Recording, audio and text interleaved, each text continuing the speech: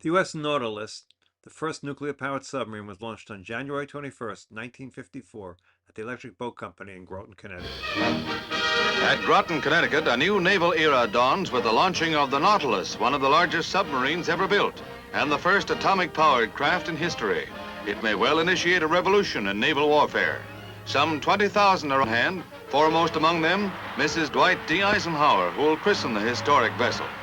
In the yards below, Commander Eugene P. Wilkinson, skipper of the Atom sub, oversees the actual launching, just seconds away. The historic moment is at hand.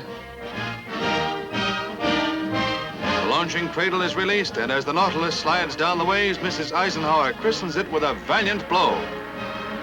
With its pioneer model atomic power plant, the Nautilus has an underwater speed higher than most surface ships, an underwater range limited only by its crew's endurance.